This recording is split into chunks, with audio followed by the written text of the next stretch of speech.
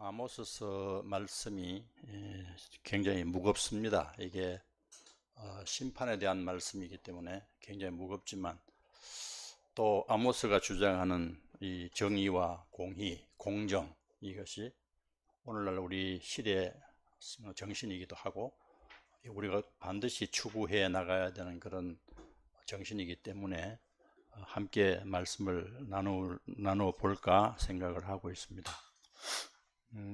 요즘 제가 선지서를 통해서 인간의 죄와 탐욕의 결과로 인해서 이 지구촌에 일어나고 있는 전쟁과 또 자연재해, 그리고 강대국들을 중심으로 하는 각자 도생으로 대변되는 이 시대 상황들을 돌아보면서 하나님의 마음이 어떨까 자주 묵상해 봅니다. 선지서에는 인간의 죄악과 탐욕에 대한 하나님의 거룩한 분노가 나타나 있고, 그 결과로 참혹한 심판과 멸망을 스스로 자초하고 있는 이 시대를 향한 하나님의 사랑의 눈물이 잘 나타나 있습니다. 우리 성경에서 선지서로 분류되는 책이 16권입니다. 이스라엘 역사에서 수많은 선지자들이 활약을 했지만 자기의 이름을 걸고 하나님의 예언을 문서로 남긴 선지자가 16명이라는 뜻이고요. 그래서 예언서는 통상 책의 분량을 기준으로 해서 대예언서 4권, 소예언서 12권, 전체 16권으로 그렇게 나눕니다.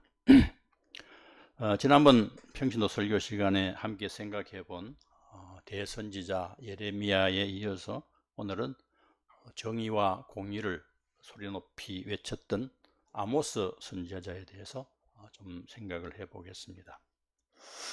아모스는 요나와 동시대의 사람입니다. 소예언자 12명 중에 상당히 고참에 속합니다. 아모스라는 이름의 뜻은 무거운 짐을 진 자라는 뜻입니다. 이름이 심상치 않습니다. 그에게 따라다니는 별명은 정의와 공의의 선지자입니다. 성경은 그를 드고아의 목자라고 소개하고 있는데요. 이 드고아라는 도시는 예루살렘에서 한 10km 정도 떨어져 있는 아주 가까이 있는 남유다에 속한 도시입니다. 그런데 이처럼 아모스는 남유다 출신인데도 불구하고 남유다가 아닌 북이스라엘을 대상으로 50년간이나 활약한 특이한 이력을 가지고 있는 선지자이기도 해요. 또 아모스는 선지자 가문 출신이거나 선지자로서의 특별한 교육을 받은 사람이 아니었습니다. 그는 양치는 목자고 뽕나무를 길러서 먹고 사는 지극히 평범한 한 사람의 생활인이었고요. 요즘 말로 하면 한 사람의 평신도였습니다. 그런 아모스를 하나님이 불러서 선지자로 세우셨는데, 그러나 그것이 어쩌면 그의 강점이기도 했습니다. 아모스는 하나님 주시는 예언의 말씀을 좌고 우면하지 않고 종교적인 선입견이나 자기 생각을 조금도 가감하지 않고 생생하게 그대로 전달할 수 있었죠. 이것이 아모스서가 그토록 강하고 강렬하고 능력 있게 심판의 말씀을 북이스라엘에 선포할 수 있었던 비결이 아닌가 생각해 보면서 우리 교회 평신도 설교나 평신도 중심의 사역도 이런 관점에서는 대단히 의미가 있는 시도라 하는 생각을 해봅니다. 그가 활약한 시대를 연대로 말하면 BC 787년에서 746년 사이인데요. 우리 아모스 1장 1절 같이 한번 읽어보겠습니다. 시작. 유다 왕 우시야의 시대에 곧 이스라엘 왕 요아스의 아들 여로보암의 시대에 지진전 2년에 드고아의 목자 중 아모스가 이스라엘에 대하여 이상으로 받은 말씀이라. 이 시대의 배경은 유다 왕 우시야의 시대, 이스라엘로 말하면 요아스의 아들 여로보암의 시대, 지진전 2년 전에 목자 아모스가 한 말입니다.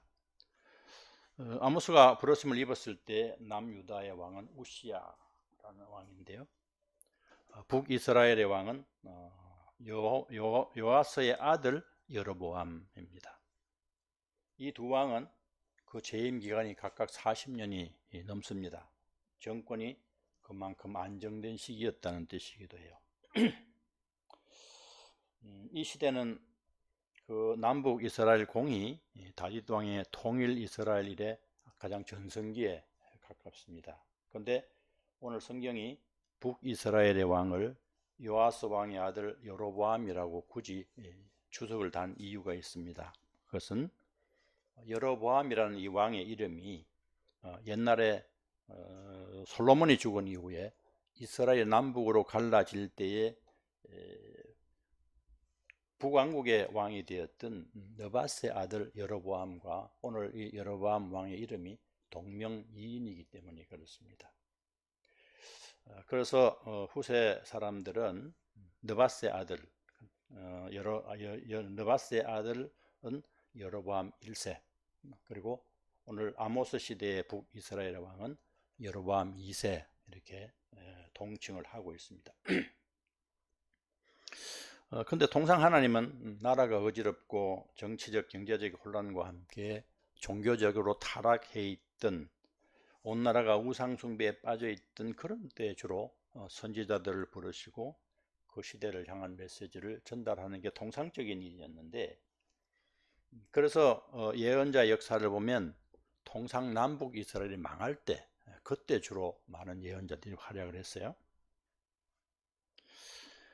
근데 아모스가 활약하던 이 시기는 특이하게도 남북 이스라엘이 정치적으로도 그렇고 경제적으로도 그렇고 군사적으로도 통일 이스라엘 못지않은 그런 정성기를 구가하고 있었을 때입니다. 남왕국의 우시야 왕은 16살의 어린 나이에 왕이 돼서 52년을 장기적으로 통치를 했습니다.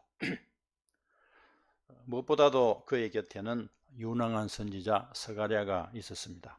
성경은 그가 그의 아버지의 모든 행위, 아마사의 모든 행위대로 여호와 보시기에 정직하게 행하였다고 역대하 26장 4절에 기록하고 있습니다. 우시야 왕에 대해서 대단히 후한 평가를 내리고 있는 것이죠. 역대하 26장 5절을 같이 한번 읽어보겠습니다. 하나님의 묵시를 밝히야 하는 스가랴가 사는 날에 하나님을 찾았고 그가 여호와를 찾을 동안에는 하나님이 형통하게 하셨더라, 이렇게 기록됩니다. 남유다는 우시야는 하나님의 도우심을 입어서 블레셋과의 싸움에서 승리를 했고요, 활발한 대외 정복 사업을 벌였습니다. 따라서 그의 이름이 주변국뿐만 아니라 온 애굽에도 널리 알려질 정도로 되었고, 심지어 암몬으로부터는 조언까지 받는 그런 강국이 되었습니다. 그런데 아쉽게도 그 말년에 교만해져서 제사장만이 피울 수 있는 성전 분향단에 불을 피우다가 나병에 걸려서 죽고 말았습니다. 북이스라엘 왕 여로보암 2세 역시도 사마리아에서 왕이 되어서 41년간을 다스립니다. 그 재임 시절에 북이스라엘 역시도 정치적, 경제적, 군사적으로 굉장히 전성기였습니다. 열왕기하 14장 25절을 보면 그는 하말에서 아라바까지 이스라엘 초기에 그 전성기 시대의 영토를 거의 다 회복합니다. 또 국제적으로도 바다를 통한 무역 확보를 통해서 타민족과의 교류를 활발하게 하고 국력과 경제력을 굉장히 확장했습니다. 또 여러 주변국 사이에 북이스라엘의 입지도 탄탄하게 굳힌 그런 왕입니다. 그런데 그 시대는 그 부작용이 있었습니다. 그래서 이방의 신들이 많이 유입이 돼서 우상 숭배가 굉장히 성했던 그런 시대이기도 했습니다. 그래서 여로보암 2세에 대한 성경의 평가는 굉장히 야박합니다. 우리 열왕기하 14장 24절을 같이 한번 보겠습니다. 여호와 보시기에 악을 행하여 이스라엘에게 범죄케 한 느밧의 아들 여로보암의 모든 죄에서 떠나지 아니하였더라, 이렇게 기록합니다.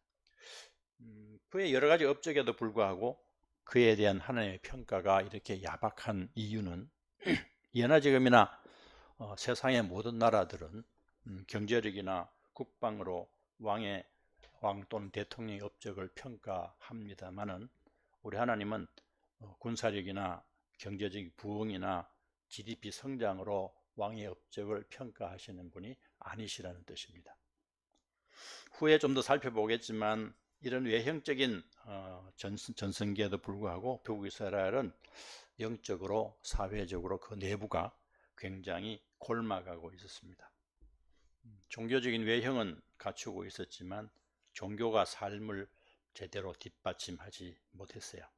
우상숭배가 왕성해지고 경제적 부흥의 부작용이 생겼습니다. 오히려 빈부의 격차가 굉장히 심해졌죠.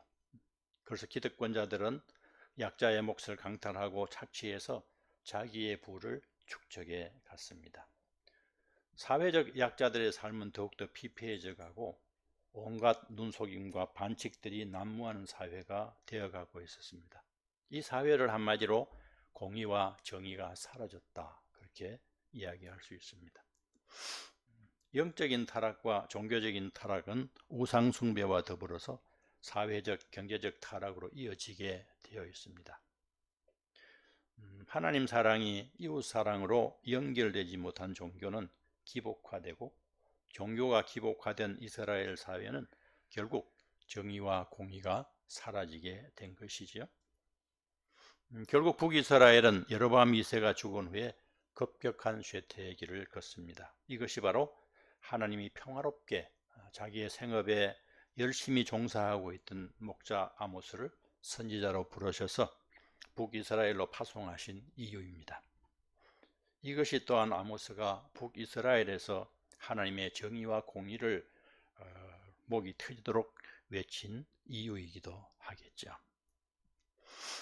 우리 아모스서 구조를 좀 살펴보면 다른 선지서들과는 상당한 차이가 있습니다. 아모스는 간단한 저자 소개에 이어서 시작부터 하나님의 강렬한 심판이 선포됩니다. 우리 1장 2절을 같이 읽어보겠습니다. 그가 이르되 여호와께서 시온에서부터 부르짖으시며 예루살렘에서부터 소리를 내시리니 목자의 초장이 마르고 갈멜산 꼭대기가 마르리로다. 그런데 대부분의 선지서를 보면 그 구조가 남유다나 북이스라엘에 대한 심판이 먼저 선포가 됩니다.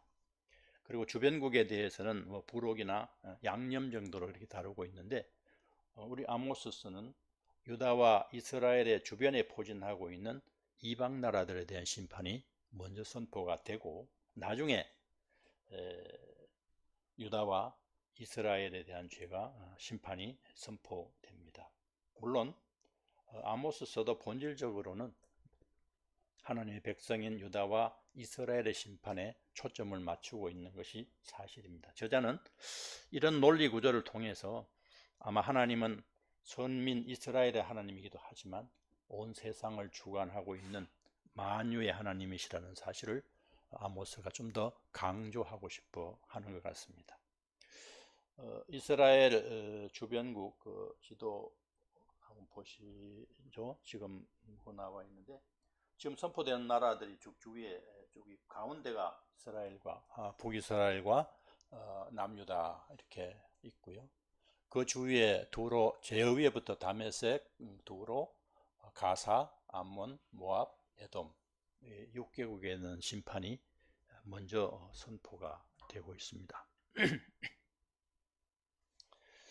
근데 그 선포의 패턴이 마치 그 판사의 판결문과 같은 아주 일정한 공식과 같은 패턴으로 심판이 선포되고 있는데요.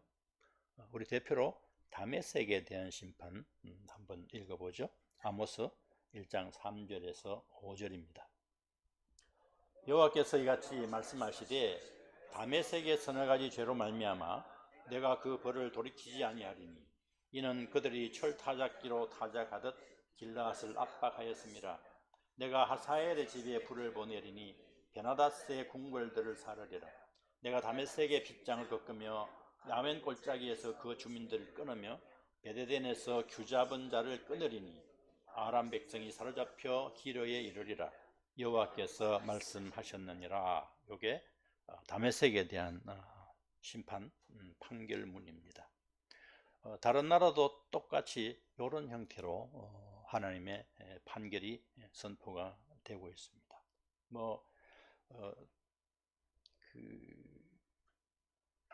우리 지금 나와 있죠. 예. 공식이 이렇습니다. 제일 먼저 여호와께서 이와 같이 말씀하시니, 6개국에 대한 심판 시작할 때 다 똑같이 이렇게 시작합니다. 여호와께서 이같이 말씀하시니. 두 번째로 각 나라마다 서너 가지 죄로 말미암아 내가 그 벌을 돌이키지 아니하리라. 똑같이 이렇게 되어 있고요.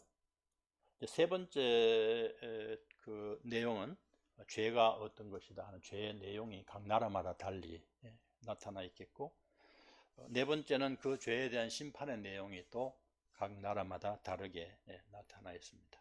그리고 마지막으로 다섯 번째, 여호와께서 말씀하셨느니라. 이렇게 이게 하나의 공식입니다. 하나님 처음과 마지막에 하나님의 말씀이라는 것을 반복함으로 이 심판은 하나님의 강력한 의지다, 반드시 이대로 이루어진다는 것을 강조합니다.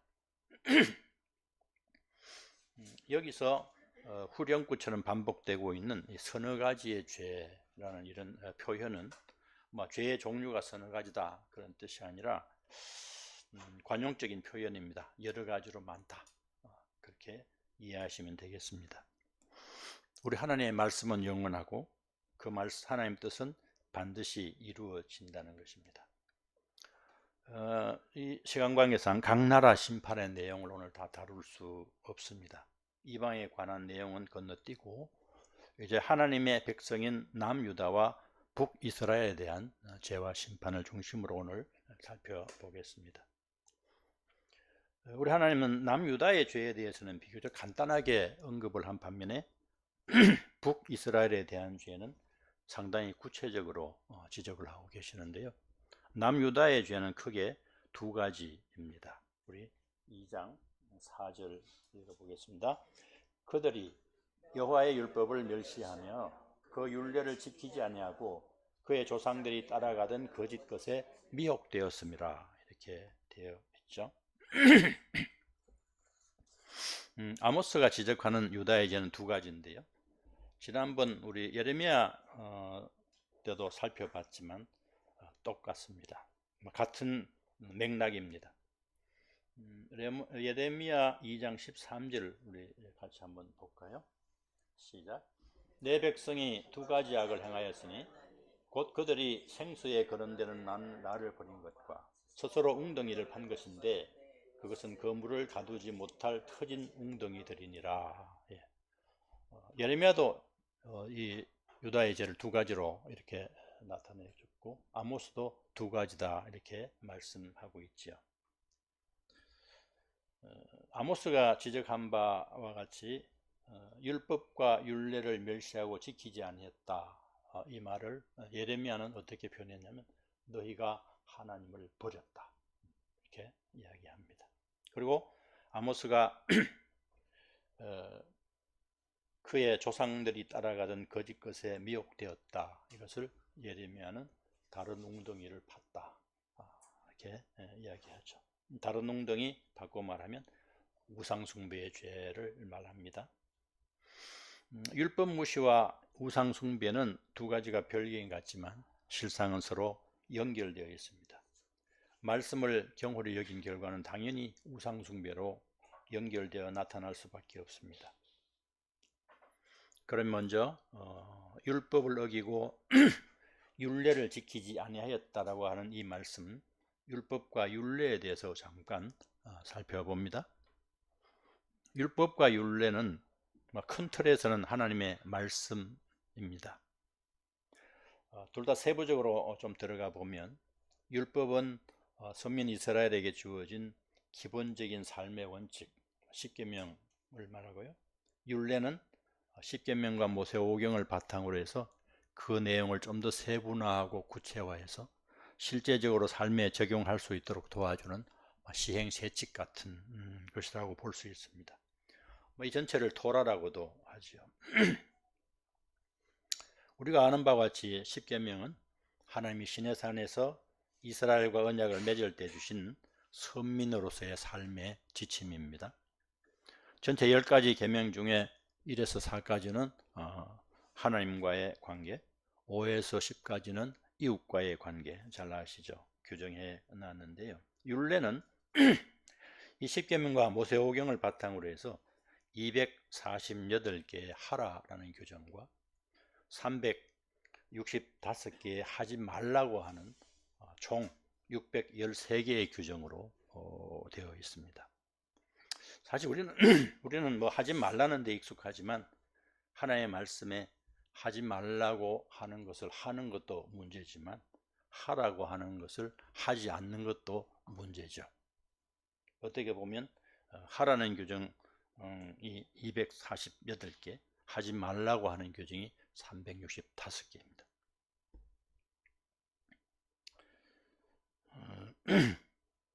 오늘 아침에 여러분 큐티 하셨는지 모르겠는데 오늘 아침 큐티 말씀 가운데서 우리 예수님이 이 율법과 율례의 핵심을 아주 정확하게 말씀해 주신 것 같습니다. 마가복음 12장 29절에서 31절까지 같이 한번 보겠습니다. 예수께서 대답하셨다. 첫째는 이것이다. 이스라엘아 들어라. 우리 하나님이 주신 주님은 오직 한 분이신 주님이시다. 네 마음을 다하고 네 목숨을 다하고 내 뜻을 다하고 내 힘을 다하여 사랑하여라. 둘째는 이것이다. 내 이웃을 네 몸과 같이 사랑하여라. 이 계명보다 큰 계명은 없다. 한마디로 이야기하면 하나님의 율법과 율례는 하나님 사랑, 이웃 사랑 이렇게 이야기할 수 있고요. 이 둘은 한 세트. 하나님을 사랑하는 사람은 그 사랑이 이웃 사랑으로까지 연결되어야 완성되고 종결됩니다. 다른 말로 말하면 하나님을 사랑한다는 것은 반드시 이웃에게 삶으로 나타내어야 된다는 뜻입니다. 모든 이스라엘 역사가 그러하지만 그 당시에 남유다도 나름대로 하나님을 열심히 섬기려고 노력했습니다. 그리고 나름대로 잘 섬기고 있다고 생각했습니다. 그 근거는 그들의 율법을 지키라고 하는 방식대로 절기마다 드렸던 성전 제사하고 또 나름대로 정성을 다해서 하나님께 드렸던 예물이었죠.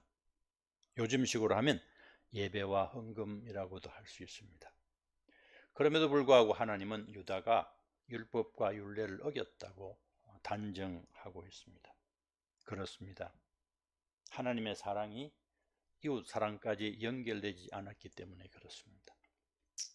제사는 열심히 드렸지만 그에 상응하는 삶의 내용이 없었기 때문입니다. 그것은 절반의 순종일 뿐입니다. 사실 모든 율법서가 다 그렇지만 심지어 제사법을 주제로 하고 레위기까지도 어떻게 보면 그 내용은 하나님에 대한 제사법에 관한 것보다도 이웃과의 관계에 훨씬 더 규정이 많습니다. 왜냐하면 하나님께 드리는 제사는 삶으로 드리는 제사를 통해서 결실을 맺기 때문입니다. 우리는 절반의 순종이라도 순종은 순종이다 이렇게 우기고 싶지만 완전하신 하나님께서는 절반의 순종은 불순종일 뿐입니다. 그것이 바로 하나님께서 유다가 율법을 멸시하고 율례를 어겼다 이렇게 말씀하시는 이유이지요. 말씀을 무시하고 하나님의 명령을 멸시하게 될 때 그것으로 끝나는 것이 아니라 필연적으로 신앙이 우상화되고 기복화됩니다. 그래서 우상 숭배가 따라오게 되죠. 이것이 종교의 타락입니다. 그 결과 유다에 대한 하나님의 심판이 이렇게 선고됩니다. 아모스 2장 5절입니다. 내가 유다에 불을 보내리니 예루살렘의 궁정들을 사르리라. 예루살렘 궁궐은 지형적으로 난공불락의 성입니다. 하나님의 선민이기 때문에 가장 안전하다고 생각했던, 그렇기 때문에 결코 무너지지도 않고 무너질 수도 없고 무너져서도 안 된다고 생각하던 그 예루살렘이 하나님의 불로 무너져 내린다는 것입니다. 이제 마지막으로 오늘 주제라고 할 수 있는 북이스라엘의 죄와 심판에 대해서 좀 살펴보고 마치겠습니다. 남유다의 죄와 심판이 비교적 간단하게 적시되어 있는 반면에 아모스가 말하는 북이스라엘의 서너 가지 죄와 심판은 굉장히 적나라하고도 다양합니다. 유다의 죄가 율법과 율례를 지키지 않고 유상 숭배에 빠진 것이라면 북이스라엘의 죄 역시도 그 뿌리는 남유다와 동일합니다. 하나님의 말씀을 경홀히 하고 불순종함으로 말미암아 그 결과 하나님의 공의와 정의가 무너지고 하나님의 사랑과 긍휼이 사라진 사회가 되었다는 것입니다. 특별히 아모스는 이런 북이스라엘의 사회상을 집중적으로 고발하고 있는데요. 또 아모스는 이 모든 책임을 일반 백성보다도 소위 지도층, 왕과 종교 지도자들에게 묻고 있습니다. 이제 공의와 정의가 사라진 북이스라엘의 사회상을 좀 더 구체적으로 살펴보십시다. 아모스 2장 6절입니다. 나 주가 선고한다. 이스라엘의 전 서너 가지 죄를 내가 용서하지 않겠다. 그들이 돈을 받고 의로운 사람을 팔고 신한 클레 값에 빈민을 팔았기 때문이다. 세 번역은 특이하게도 하나님의 심판의 내용을 전달하면서 선고라고 하는 법적인 용어를 사용을 하고 있죠.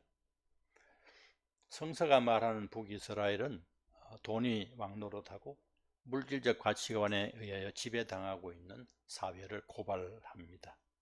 양극화된 사회에서 먹고 살기 위해서 발버둥치다가 빚에 몰려서 가진 땅마저 뺏기고 결국은 신한 클레 값에 불과한 작은 물질에 자기의 몸까지 종으로 내어주는 그런 사회의 모습입니다.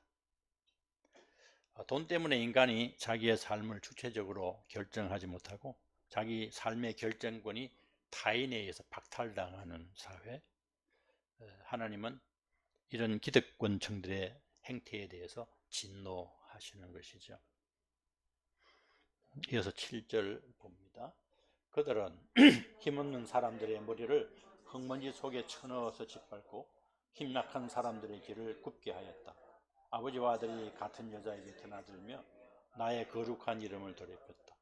굉장히 아모스가 강력하게 이야기하고 있습니다. 아주 이 무슨 말인지 요즘 정치인들이 말하는 것보다 더 심한 것 같은데요. 힘없는 사람들의 머리를 흙먼지 속에 쳐넣어서 짓밟고 힘 약한 사람들의 길을 굳게 하였다. 한국말인데 참 이해하기가 쉽지 않습니다. 그래서 제가 한글 성경의 여러 번역본을 좀 대조해서 가장 이해하기 쉽도록 짜집기를 한번 해봤습니다. 짜집기를 해서 다시 한번 읽어볼게요. 가난한 자의 머리에 있는 티끌을 탐내며 겸손한 자의 길을 굳게 하며 부자가 한 젊은 여인에게 다녀서 나의 거룩한 이름을 더럽혔다. 그 다음에 그들은 가난한 사람들의 머리를 땅에 짓밟고 연약한 사람들의 정의를 부정했다. 같은 이야기인데 위에 거는 개혁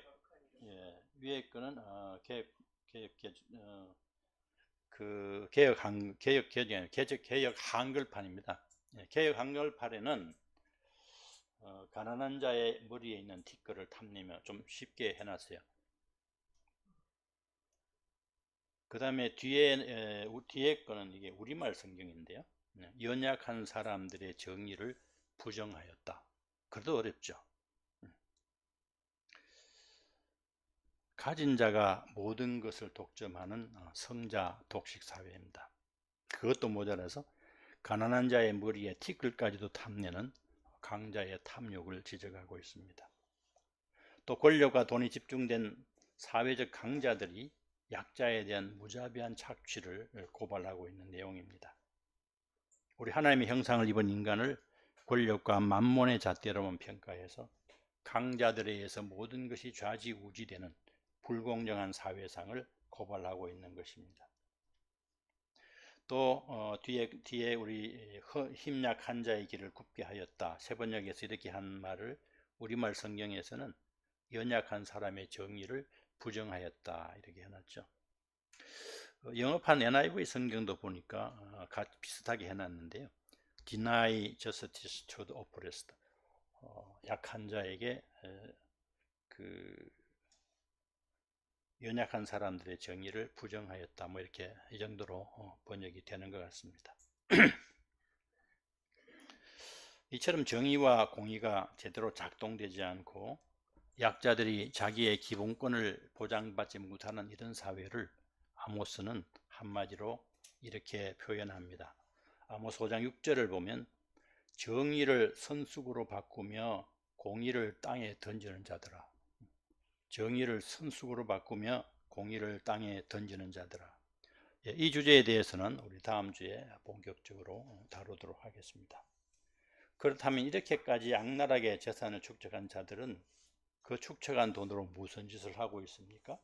아모스 2장 8절입니다. 모든 제단 앞에서 전당 잡은 옷 위에 누우며 그들의 신전에서 벌금으로 얻은 포도주를 마십니다. 이 말씀은 특별히 그 시대에 타락한 종교 지도자들과 왕을 포함한 사회 지도층에 대한 말씀입니다. 모든 제단 옆에서 전당 잡은 옷 위에 누우며 그들의 신전에서 벌금으로 얻은 포도주를 마심이라. 세 번역으로 제가 다시 한번 읽어볼게요. 그들은 전당으로 잡은 옷을 모든 제단 앞 옆에 펴놓고는 그 위에 눕고 저희가 섬기는 하나님의 성전에서 벌금으로 거두어들인 포도주를 마시곤 하였다. 하나님이 뭘 강조하고 싶으신 것일까요? 제단과 성전입니다. 제단과 성전은 가장 신성하고 거룩한 곳이죠. 하나님의 사랑을 기억하고 이웃 사랑을 다짐하면서 하나님께 거룩한 제사를 드리는 곳입니다. 그곳은 하나님의 사랑과 이웃 사랑이 충만하고 하나님의 사랑과 긍휼이 가장 잘 작동되어야 하는 땅인 곳입니다. 그러나 그들은 신앙의 본래의 모습을 완전히 망각하고 그들이 섬겨야 할 백성들로부터 종교를 빙자해서 자기의 배를 배불리고 호의호식하고 있는 그런 모습입니다. 그들에게 백성의 아픔은 안중에 없었습니다. 그러면서도 자기들이 하나님을 가장 잘 사랑하고 섬기는 듯이 위선을 떨면서 자기 실속을 차리고 있습니다. 특별히 본문은 전당 잡은 옷과 벌금으로 거두어들인 포도주를 그들의 타락의 증거로 제시하고 있어요. 전당 잡은 옷이 특별히 눈길이 가는 것은 하나님이 자기 백성에 대해서 이 전당 잡은 옷에 대해서 특별히 언급하신 바가 있습니다. 우리 출애굽기 25장 26절 27절 같이 봅니다. 너희가 정녕 너희 이웃에게서 겉옷을 담보로 잡거든 해가 지기 전에 그에게 돌려주어야 한다. 그가 덮을 것이라고는 오직 그것뿐이다. 그래서 이게 전당 잡은 옷이 굉장히 중요하지요. 이 당시 가난한 자들에게 있어서 겉옷은 옷으로서의 기능에만 국한된 것이 아닙니다. 민초들에게 있어서 그들의 겉옷은 낮에는 그 중동의 뜨거운 햇살을 막아주고 밤에는 사막의 서늘한 한기를 막아주는 이불 같은 그런 기능을 했기 때문에 그거 돌려주라고 지금 말씀하고 있는 것입니다. 그러나 북이스라엘의 기득권층과 종교 지도자들은 전당 잡은 옷을 그들이 거룩하다고 하는 성전 제단 옆에 깔고 앉아서 벌금으로 민초들에게 착취한 돈으로 포도주 잔을 기울이고 있는 것입니다. 왜 하필이면 그들이 성전 제단 옆에 자리를 잡고 앉아서 이런 짓을 하고 있는 것일까요? 그들은 이런 삶을 살면서도 성전 가까이 제단 옆에 자리를 지키고 있다는 그 이유만으로 그것이 하나님이 기뻐하시고 그들이 하나님을 사랑하고 있다는 증거로 믿고 있는 것이죠. 종교 행위와 삶이 분리되고 하나님 사랑과 이웃 사랑이 따라오는 이런 상황에 대해서 그들은 전혀 문제의식이 없었습니다. 이웃이 사랑의 대상이 아니라 착취의 대상이 되고 하나님의 형상을 입은 인간의 목적이 아니라 욕망 충족의 도구로 전락해버린 이 사회, 한마디로 공의와 사랑이 사라진 사회에 대해서 하나님은 심판 내릴 수밖에 없었겠죠. 오늘 말씀의 결론입니다. 아모스 2장 13절에서 16절입니다. 보라, 곡식단을 가득히 실은 수레가 흙을 누름같이 내가 너희를 누르리니 빨리 다람질하는 자도 도망할 수 없으며 강한 자도 자기 힘을 낼 수 없으며 용사도 자기 목숨을 구할 수 없으며 힘을 가진 자도 살 수 없으며 발이 빠른 자도 피할 수 없으며 말 타는 자도 자기 목숨을 구할 수 없고 용사 가운데 그 마음이 굳센 자도 그날은 벌거벗고 도망하리라. 여호와의 말씀이니라. 정의와 공의가 사라진 사회에 임하는 하나님의 심판 모습입니다. 그들이 안전하다고 생각했던 신전도 제단도 안전한 곳이 아니었어요. 모두가 벌거벗고 황급하게 도망가기에 급급했습니다. 그리고 하나님은 이 말씀으로 종지부를 찍습니다. 여호와의 말씀이니라. 여호와의 말씀이니라.